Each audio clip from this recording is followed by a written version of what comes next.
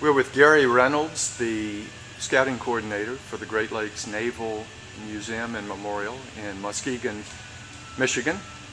Gary, tell us about the scouting program at the museum.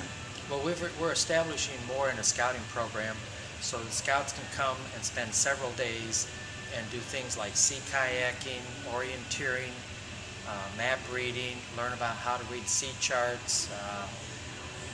Anything that has to do with scouting, we're making it available to them here as they spend the night on the Silver Sides. How does the Leave No Trace ethic fit into that program? It fits in very highly because scouting has had this attitude of leave it better than you found it for years and years and years.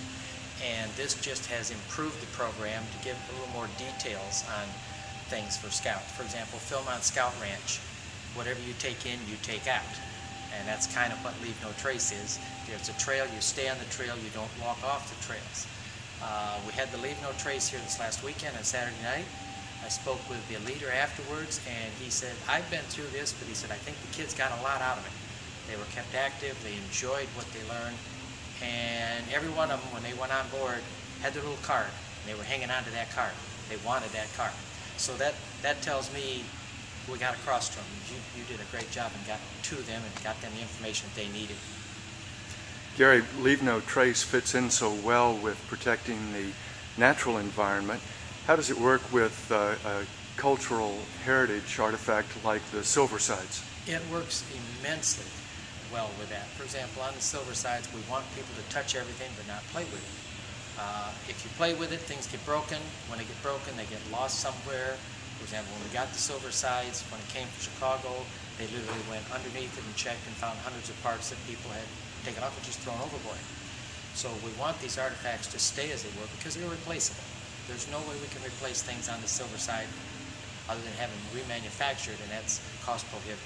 So I think Leave No Trace ties in very well with everything that has to do with any museum, especially like something from World War II, because you can't replace those things.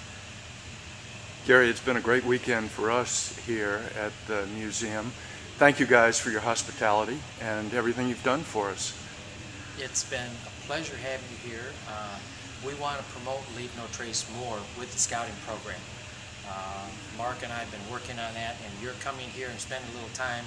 You've given us some more ideas how to improve it and get more into it. We're going to get some of those packages so we can do more training in that and tie that into the whole scouting program and the museum in general.